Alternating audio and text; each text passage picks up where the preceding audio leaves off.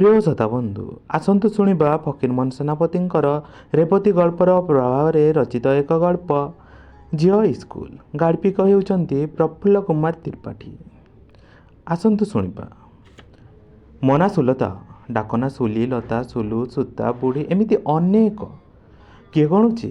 ଦିହର ରଙ୍ଗଟି ଟିକେ ହଳଦିଆ ଗୋରା ବୋଲି ଅସହଣୀ ଲୋକେ କଖାରୁ ବୋଲି ଚିଡ଼ାନ୍ତି। ଆଗ ଚିଡ଼ୁଥିଲି, ଏବେ ଖାଲି ହସିଦିଏ।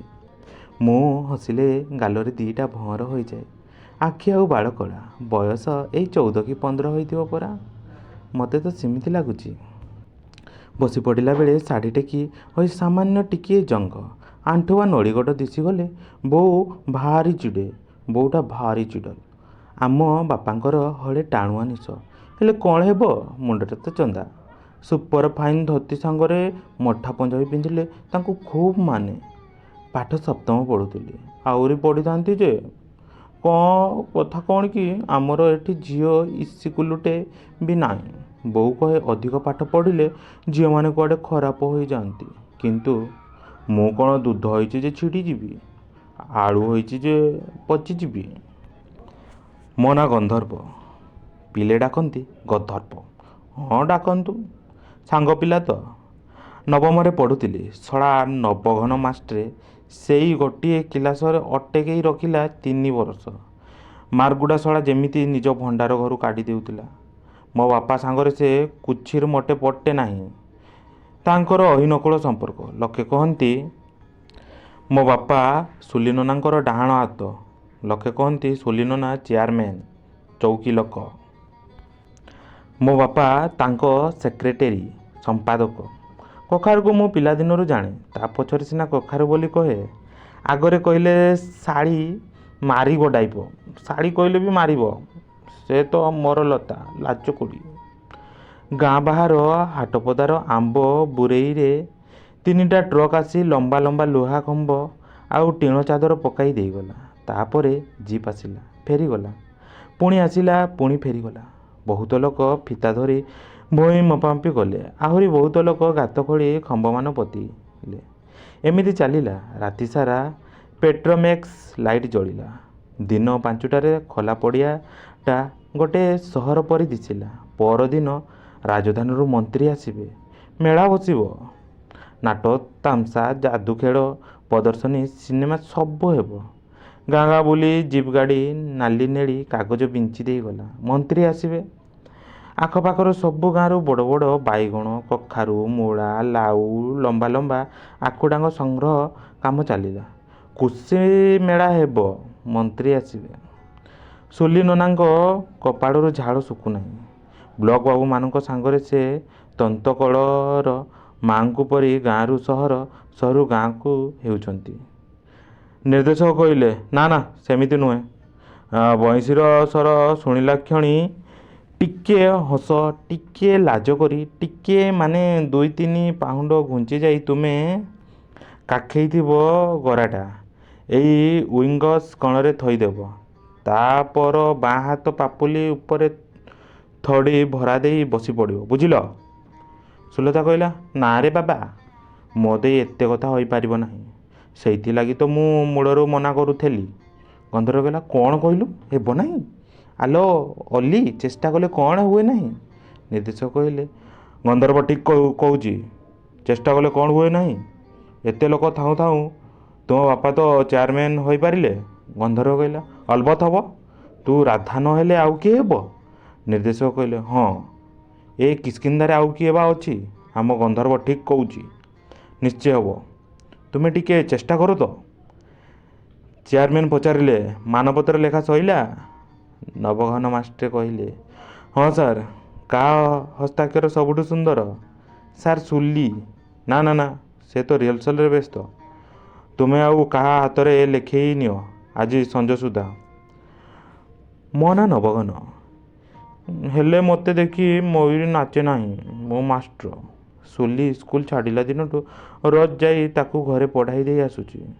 ଏଇ ସୁଲିଟା ଟକି ଭଳି ଟକି ଖଣ୍ଡେ। ଆଉ ବର୍ଷେ ଅଧେ ସବୁର କଲେ ମୟୂରୀଟା ନାଚନ୍ତା ଯେ। ମଝିରେ ଶଳା ଚୋଟା ଗନ୍ଧର୍ବ। କାମ ନାହିଁ ଧନ୍ଦା ନାହିଁ, ଶଳାଟା ସବୁବେଳେ ଗୁଗୁଚିଆ ପରି ଲାଗିଛି। ସରୁ, ଏଥର ଏଇ ମେଳାଟା ସରୁ। ସବୁ କଥା ମୋ ମନ ଗହୀରର ସବୁ କଥା ସୁଲିକୁ ଇଙ୍ଗିତରେ କହିଦେବି। ମାନିଲେ ତ ମୁଁ ରାଜା, ନ ମାନିଲେ ଏଠୁ ଇସ୍ତଫା ଦେଇ ଚାଲିଯିବି। ନିର୍ଦ୍ଦେଶକ କହିଲେ, ନବଘନ ବାବୁ, ଆପଣ ଟିକେ ପ୍ରମିଟିଂ କଲାବେଳେ ଏମିତି ତରତର ହେବେ ନାହିଁ। ଆମ ପିଲାମାନେ ସବୁ ନୂଆ କି ନା? ମାଷ୍ଟ୍ରେ କହିଲେ, ହଁ। ମାତ୍ର ସେ ଭାବୁଥିଲେ, ଶଳା ହନୁମା ଗନ୍ଧର୍ବଟା ହେବ କୃଷ୍ଣ ଆଉ ମୁଁ ନିଜେ ୱିଙ୍ଗସ୍ ପଛରେ ଲୁଚି ସ୍ମାରକଗିରି କରୁଥିବି। ଏ ଆଖି ଦିଟା ମୋର ଫୁଟି ଯାଆନ୍ତା ନାହିଁ ଯେ ସବୁ ଦେଖିବା ଆଗରୁ। ସେଦିନ ନବଘନ ମାଷ୍ଟ୍ରେ ପାଠ ଅଧାରେ ରଖି ମୋତେ ଡବ ଡବ ଆଖିରେ ଚାହିଁ ରହିଲେ। ଡବ ଡବ ଆଖି ସତ, ହେଲେ ସେ ଏଡ଼େ ଛୁଆଟେ ପରି ଦିଶୁଥାନ୍ତି। ପଚାରିଲେ, ମୋତେ ବିଶ୍ୱାସ କରୁଛୁ ସୁଲି? ମୁଁ ମୁଣ୍ଡ ନାଡ଼ିଲି, ହଁ। ପୁଣି ପଚାରିଲେ, ଆଉ କିଛି ପଚାରିବୁ? ମୁଁ ପୁଣି ମୁଣ୍ଡ ନାଡ଼ିଲି, ନା। ମୋ ପିଠିରେ ହାତ ଥାପୁଡ଼େଇ କହିଲେ, ଆଃ, ତୁ କେଡ଼େ ଭଲ, କେଡ଼େ ସୁନ୍ଦର ସୁଲି। ତୁ ଯଦି ସେଇ ଯଦିରେ ସେ ଅଟକି ଗଲେ। କେଡ଼େ ସୁନ୍ଦର ଶୁଭୁଥିଲା ତାଙ୍କର କଥା। କାହିଁକି ଅଟକି ଗଲେ? ଏଣିକି ମୁଁ ବି ଏମିତି କଥା ମଝିରେ ଅଟକି ଯିବି, ଆଉ ଦେଖିବି ତାଙ୍କର ମଜା। ଯେସାକୁ ତେସା। ତେଣେ ସଦର ମହକୁମାର ସର୍କିଟ ହାଉସରେ ମନ୍ତ୍ରୀ ପଚାରିଲେ, ମୋ ଭାଷଣ ଲେଖା ସଇଲା? ତାଙ୍କ ଦଳର ଜିଲ୍ଲାସ୍ତରୀୟ ସମ୍ପାଦକ ମୁଣ୍ଡ ନୁଆଁଇ ବଶମ୍ବଦ ହୋଇ କହିଲେ, ଆଜ୍ଞା, ଯିଏ ସବୁ ଥର ଭାଷଣ ଲେଖେ ତାକୁ ଭୀଷଣ ଜ୍ୱର, 104। ଆଜି ସନ୍ଧ୍ୟା ସୁଦ୍ଧା ଅନ୍ୟ ଜଣଙ୍କଠାରୁ ଲେଖେଇ ଆଣିବି। ମନ୍ତ୍ରୀ କହିଲେ, ହଉ, ଛାଡ଼ ସେ କଥା। ଗତ ମାସ ଯେଉଁ ଭାଷଣଟା କରଞ୍ଜିଆ କୃଷି ମେଳାରେ ଦେଇଥିଲି, ସେଇଟା ଖବରକାଗଜରେ ବାହାରିଥିଲା। ତୁମେ ସେ ଦିନର ଗୋଟେ କପି ଯୋଗାଡ଼ କର, ମୁଁ ସେଇଥିରେ କାମ ଚଳେଇ ନେବି।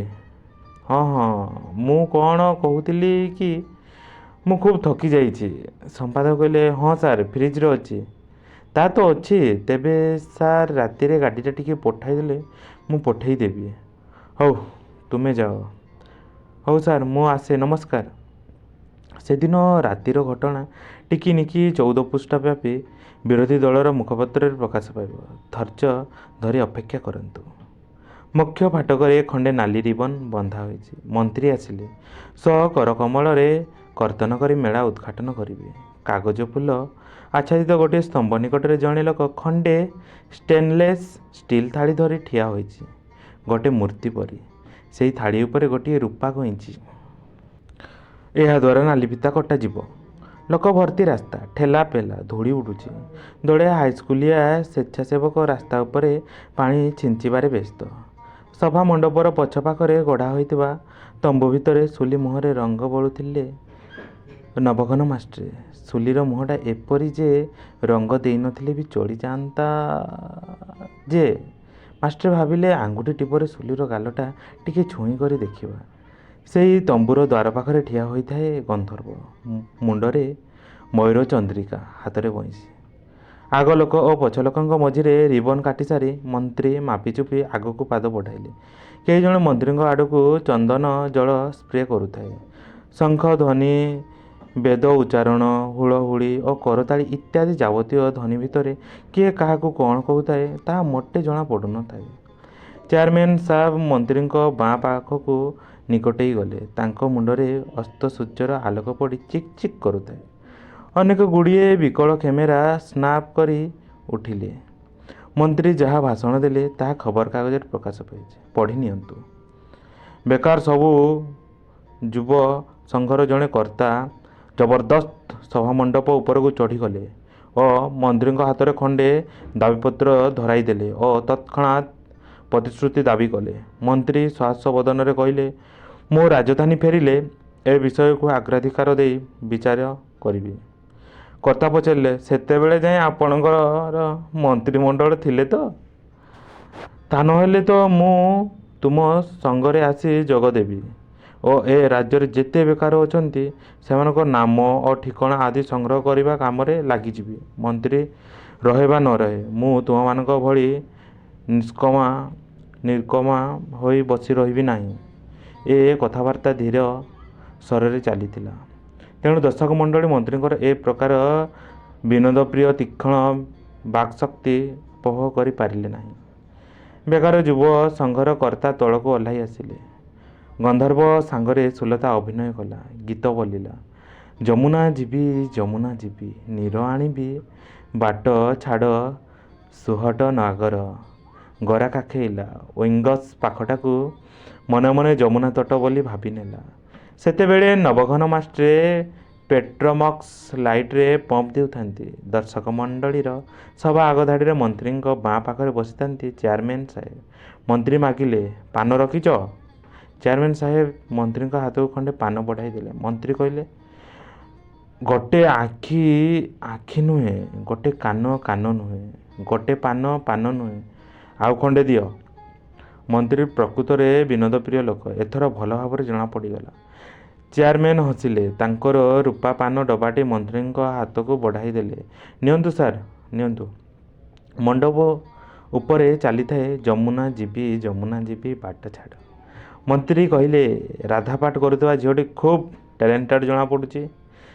ଏଠିକା ଲୋକାଲ ନା ବାହାର ଆର୍ଟିଷ୍ଟ? ଚେୟାରମ୍ୟାନ୍, ଆଜ୍ଞା ସେ ସୁଲତା ମୋ ଝିଅ। ମନ୍ତ୍ରୀ, ଆଚ୍ଛା, ଭଲ। ପଢ଼ୁଛି ନା? ଚେୟାରମ୍ୟାନ୍, ପଢ଼ୁଥିଲା, ମାତ୍ର ଆମର ତ ଏଠି ଝିଅ ସ୍କୁଲ ନାହିଁ, ଆପଣ ଜାଣିଥିବେ। ମନ୍ତ୍ରୀ, ସତେ ନା କ'ଣ? ଇଏ କେମିତି ହେଲା? ଏଠି ତ ଗୋଟେ ଝିଅ ସ୍କୁଲ ହେବା ନିହାତି ଦରକାର। ତାପରେ ଦୁଇ ବିଡ଼ା ପାନ ଏକା ସାଙ୍ଗରେ ପାଟି ଭିତରେ ଗୁଞ୍ଜି ଦେଇ ମନ୍ତ୍ରୀ ଚୋବାଇବାରେ ଲାଗିଲେ।